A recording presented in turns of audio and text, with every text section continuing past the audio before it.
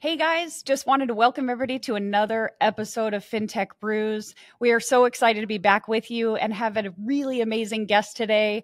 John Patton, welcome to Fintech Brews. Thank you so much. I tell you, I've been looking forward to this a long time. Yeah, we have been too. And this is really a unique episode for a couple different reasons. And so we're going to tee that up here in just a minute. But of course, Eric is with us here today too. So say hi, Eric.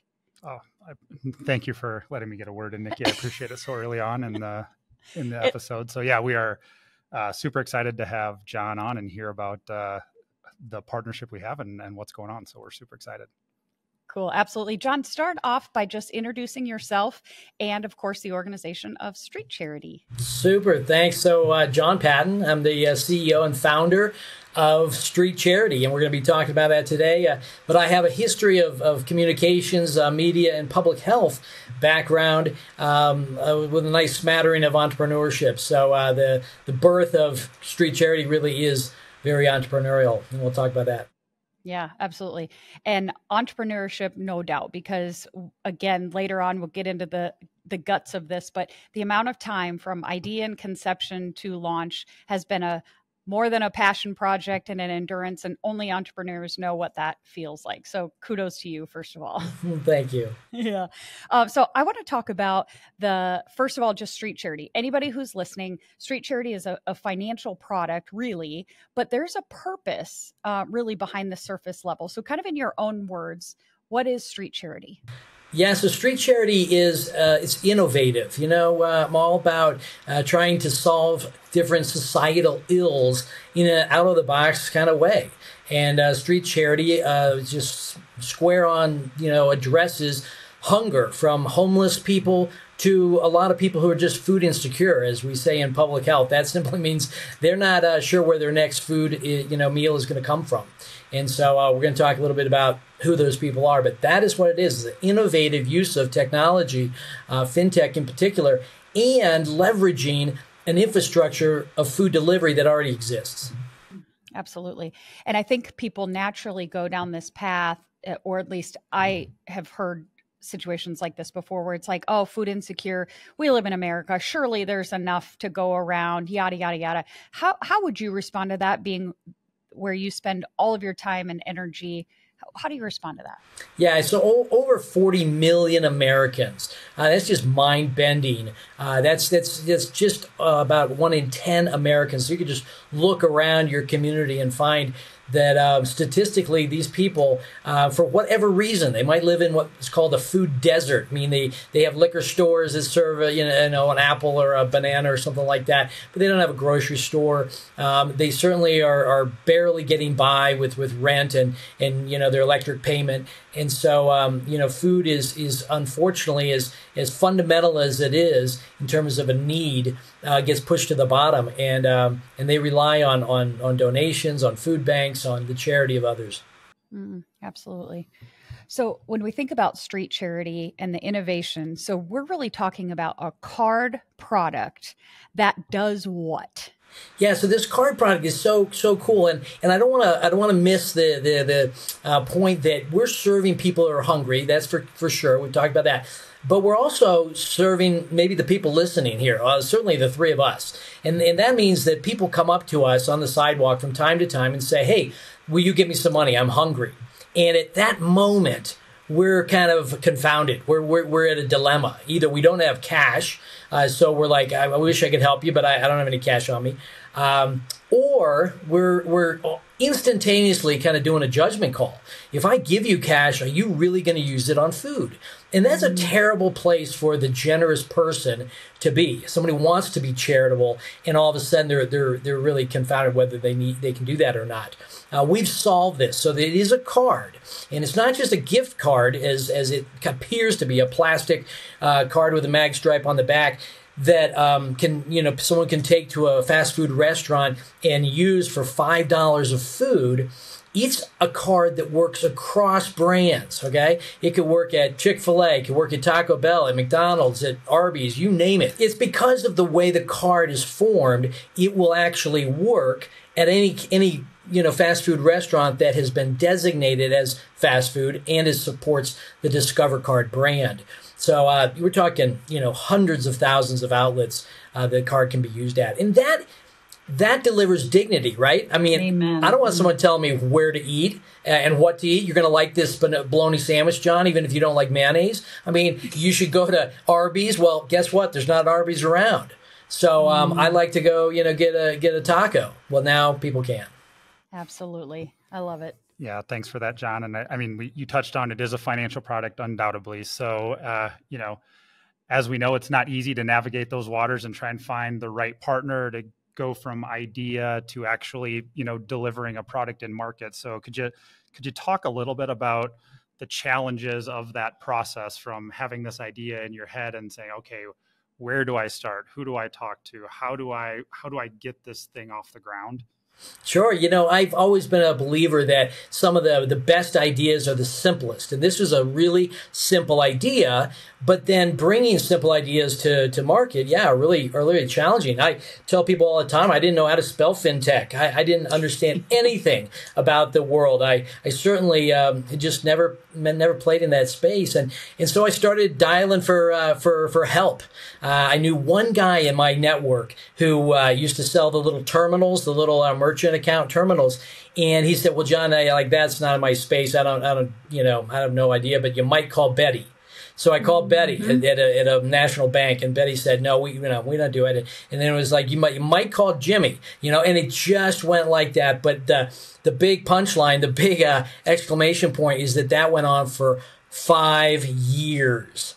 Wow. And it was just, people gave me enough hope. I mean, they would say, that should work. I've been in fintech for 20 years. It should work. We don't do it, but keep trying. And that was invaluable fuel to us. And I'm guessing I can probably guess the answer to this, as can the audience. But what kept you driving? You talked about 5 years, millions of conversations. What helped you persevere to that end goal of finally delivering that first card in production? I think it's such a oft asked question, and it means a lot to me. So a couple answers. One is that I'm a big fan of accountability. If you say you're going to do something, you want to do it. You want to follow through. And I had told enough people that I was going to do this. And my wife co-founded it with me, Antoinette Patton. She was stalwart in her confidence that we could find a way. And then the second thing is that we live around a lot of hungry people. I can't come home from work and not pass people with cardboard signs all around me. And so every time I saw those, it was a reminder you can't give up. People are counting on you. Until someone says this is impossible to do, you've got to keep going. Amen. Perfect. And we, just launched, May 2024. What has that been like? Again, short period, short runway so far, but what's the feedback you're getting? How are you feeling about it? Well, we couldn't be happier. So until we found, everybody again is guessing why we're having this call today, and that's because we've got the people in the room that made it happen. And once Central Payments made it happen, we finally stopped sitting on our hands in terms of marketing and messaging, and we went to the ABC News, and we got on TV. We went to Telemundo. My wife speaks Spanish; she's Peruvian, and what a market in the Latin community for this product. And so Telemundo was able to broadcast. We went to the Christian radio station in Atlanta; they blew it up. And so the phones have been ringing, the emails have been coming in, and the orders have been coming in. And I say that with quotations. We're not selling cards. Let no one be misunderstood. We're a 501c3 nonprofit, and people donate to us, and we'll get into that. But as a result of their donations, we ask them to help distribute cards for us. In the event they just want to make a one-time donation instead of an ongoing one, a monthly donation, then we'll send them bulk amounts of card according to that donation. And we've just had hundreds of orders, requests, donations, and it's just I'm telling you, this is the tip of the iceberg. I believe it completely. And I remember in May when we did get to come down to Atlanta and celebrate at the launch party with you guys, that community is on fire for what you're doing. And I said to you, we're going to take this all around the world. Like I'll bring South Dakota is where we are. So wherever we can do to socialize this. And every time you see a person in need and recognize that it so many people are one bad event away from being in a very similar predicament. So when we make those judgment calls, it's easy to dismiss, that's not me, that's not anybody I know. But there's a level of compassion that has to touch most everybody in some way, shape, or form. And knowing that you can give responsibly, serve, and help in a way that is not going to contribute, or you don't have to feel like there's something nefarious that they're going to do with your donation or your gift or whatever. It's like, have a meal, give them a smile. Right. And so your guys' heartbeat, your community, and all the way you've rallied people around this, I'm with you, brother. I think it's going to take off. Well, it's so encouraging to hear that. And you're so right. The Atlanta community has been so supportive. Our network's been so supportive because it is a universal need. And so we can go to South Dakota. We can go to Chicago. There's going to be a response not only from the recipient, the people that are hungry, but those people that really want a tool to help solve the problem that they want to be part of solving. Yeah, absolutely. So something came into my head, and this maybe will be a question for Eric. Ready? Alert? Ready for it? Really nervous here. Oh boy. Okay, hold on. All right. So, let me get prepped. So you're a 501c3. The listeners know Central Payments and who we are and what we're about. Why was Street Charity as a nonprofit? And one might look at that and go, boy, Central Payments, you're probably not making much money on that one. Why was this a yes for us? So Eric, being the president of our company, gets to make a lot of the decisions on throughput and partners and revenue opportunities. Why Street Charity? I mean, Street Charity, again, this industry never ceases to amaze me. You think, being in it for, I've been in it for a long time, let alone, Nikki, very long time. Easy. So, you see a lot of uses of financial products, cards, funds movement. And it, just when you think, okay, what else could be out there? You get approached by a company like Street Charity where you just think about, wow, it's easy to think about, okay, there's a convenient way to move money. You can always move money faster and to save costs. But, when you think about laying it out, how you can actually benefit, humans, like people like that are struggling to, give them, a financial product, enable them to feed themselves without, certainly don't maybe have access to mainstream banking. But again, what we're focused on here, don't have access to a regular meal, and delivering that, that warm meal through a financial product with a great partner, it was a no-brainer. I think it was probably on my desk for about all of 8 seconds before he said, let's go through with this. You said something that's really interesting. Shoot, that was a compliment.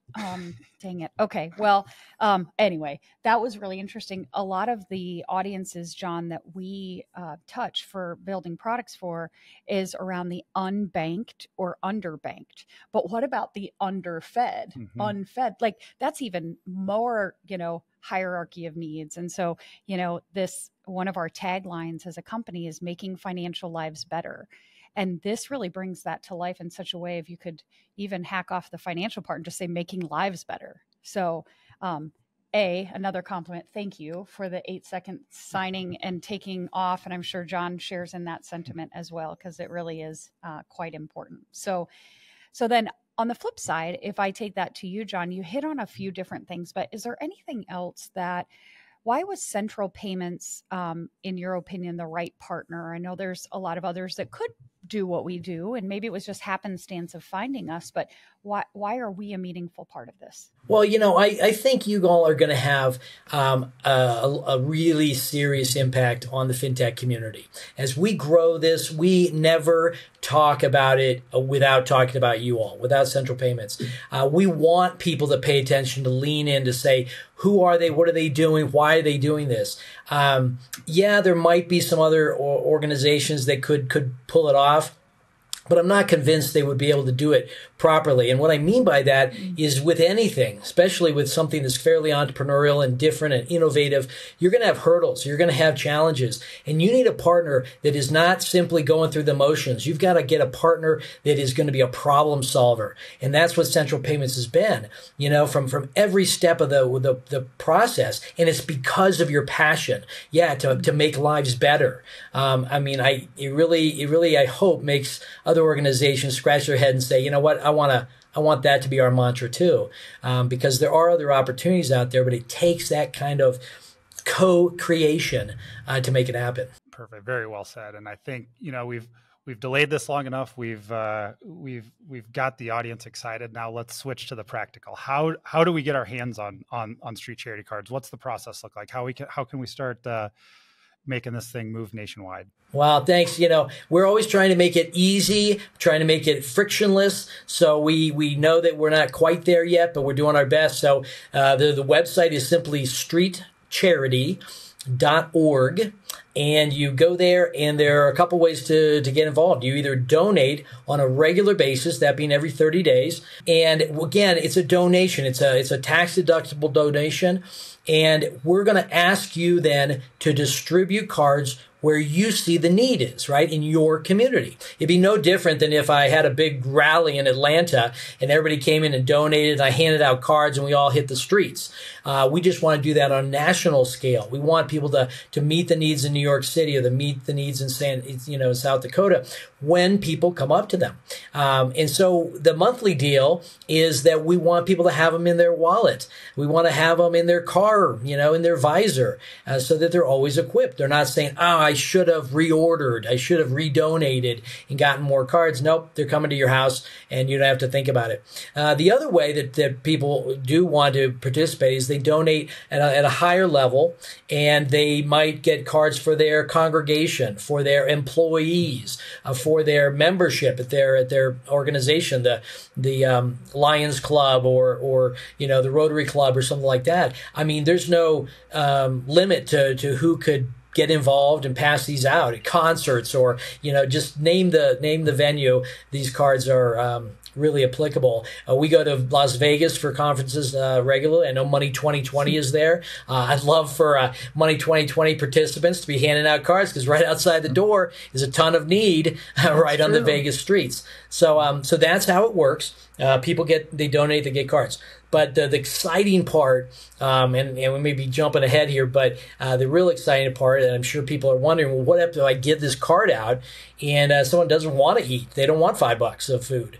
They throw it in the trash can. Or maybe they're just, it's a complex life they're living, they lose the card. Well, no worries, because that card is going to expire after 6 months, and the majority of the funds are going to be automatically sent to food banks across the country. So you can have confidence. You give it out, no more judgment. Will this be used for food? Yes, it will be. One way or the other, someone's going to eat because of your donation. Yeah, I think that's a key point, and I'm sure a lot of the listeners were like, "Okay, cool. Yeah, what's the common?" Because that's the common downfall with those type of single load cards. It doesn't get spent. It goes back to line the pockets of others. But that is a very unique concept that we were happy to take part in and have those unused funds go to those in need. Yeah, absolutely. That's really cool. What's your ultimate vision for street charity? Yeah, it's big. This is the tip of the iceberg. This was a challenge, but man, thanks to you all, we feel empowered. We feel fueled to go further. So there are people that legitimately need transportation. They got to get to work. They don't have the funds. They legitimately need shelter. Shelter sometimes just for the night. They've been evicted. They're on the street. Maybe they have their kids with them. And while food will give them some comfort and some safety and some security for a little bit, we know they need more. So we'd like to take the next iteration to transportation, to Metro cards, MARTA cards, BART cards, those kind of things in cities, and then ultimately perhaps partner with some places of lodging that would accept a larger donation in the form of the card. Additionally, on the food realm, I do a lot of work in public health, as I mentioned, and we're looking at healthy foods. Some people want to go to the grocery store and they want to actually, buy a salad for their family. And so we want to have what's called the UPC level of purchasing power. So they can take it into a grocery store, but they still can't use it for alcohol, cigarettes, things like that. There are just certain things that they can use it on, again, so that the donor feels confident that they're facilitating health, they're facilitating the positive direction with little to no risk of being used for something they didn't intend it to be. Yeah, absolutely. Well, we've got some experience in Metro and different. Yeah, I think we might know some people who can help you out with that. So. Turns out. What question I'm thinking about the listeners. I'm thinking about anybody else that might be entertaining a similar idea or have struggled kind of getting off the ground or hitting roadblocks. What advice would you give to people that are like in that same space? So definitely, interviewing. Well, never giving up. That's the first thing. You just don't stop, because there will be, in fact, everybody who's done something different has always faced incredible barriers, and so never give up. And then when you find your partners, really interview them to see if they're passion partners, like Central Payments, frankly. I mean, just that's it in a nutshell. You guys are passionate about this problem, and that's what we look for. We look for it in every piece of the chain. And then also I would encourage people to keep it simple. As we talked about this idea, they did move into, you should do $10 cards and $20 cards and, transportation cards. And I said, yeah, we want to get there, but we're going to keep it super simple right now. We're going to get proof of concept, get adoption, and then we can, sky's the limit. But that's what I would encourage people to do too. I love that so much. Was it, 4 years ago now when we launched Falls Fintech, our Fintech accelerator early in the day, the question we would always ask founders was, what's your niche? What's your focus? And the feedback we always gave was make the main thing the main thing. Stay the course to your idea, keep it simple, because there's one company in particular that jumps out in my mind. They were trying to kind of boil the ocean, so to speak. We can do this and this and this and this and this and that and all the things. Well, guess what? Nothing got done really well because it was too convoluted. And so I kudos to you for staying the course and even not deviating from starting simple, keeping it simple, getting that right, and then evolving. So appreciate really that. Great. Yeah, appreciate that. People, we have less attention span than ever today. So as great as the idea might be, you got 10 seconds to communicate it. And so if it's too complex, you've missed an opportunity. Yeah, you're not wrong. Anything else you can think of, John, that you want to share with the listeners? I think you did a wonderful job articulating how to get to streetcharity.org and what the involvement can be. Anything else that would be important to share? There are a couple things, and that's simply we don't have a corner on creativity. I'll give you an example. A guy I met with in Dallas, Texas, who helps the homeless get off the street. Incredible tactical ways. And he said, John, do you think we could maybe at some point put a QR code on the front of the card so that someone who receives it could scan the card and be, oh my gosh, unleashed with resources across the city designed to help people get off the street? I was like, Yeah, I mean that's brilliant. We know that when somebody eats, they're going to be hungry the next day. So we want to be able to link to other partners and help people along the continuum. I'd also say, bring us your ideas. I got a phone call from the police academy, 3 states, a very large academy in the Southeast, and they asked us to come and speak at their event because police officers are a great resource to help those who are hungry and homeless. And if they can be armed, with a card like this, with a street charity card, to really meet the needs of them and in the larger community that they serve. How brilliant is that? But I wouldn't have thought of that. So I just say bring it. We'd love to partner, influencers. I mean, we want everybody and their brother to use these cards in the way that meet the needs of their community. No question. The other thing, when you said police officers, I thought of teachers. And, there was a story that was shared down there in Atlanta at the kickoff party about kiddos that don't have access to food. Would you share that story and how that turned out for that school down in Atlanta? Yeah, Nikki, brilliant. I would have been remiss to not mention teachers. There are so many. One in I think it's actually 1 in 10 kids might be even higher are wondering where they're going to get their next meal. They go to school, they get free breakfast, they get free lunch, and then good luck because there's no dinner coming. And the teachers are incredibly attuned to who in their classroom is in that situation. And so the teacher you're referring to actually would make meals at Thanksgiving time and go to various trailer parks and hand them out. She knew exactly where they lived. She would get permission from their parents to do that. And now, oh my gosh, she was on the news in Atlanta handing out cards, 10, 15, 20 cards to kids who were just jumping up and down.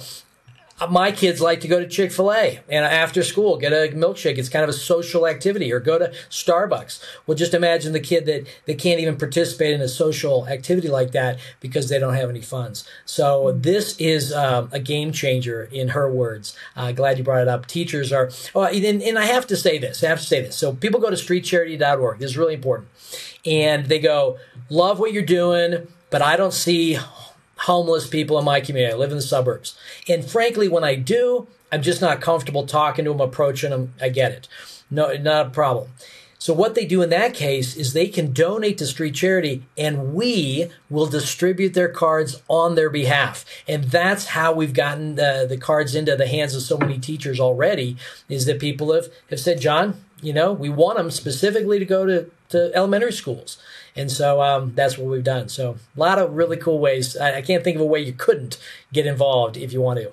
I totally agree. And even as a tool, I get cards, and my 14-year-old will be out and about and he'll say, hey, that guy's got a cardboard sign. I said, go give him a street charity card. And so he's getting involved and recognizing, again, dignity, humanity, compassion at every level. And I think our society could definitely benefit from more of that.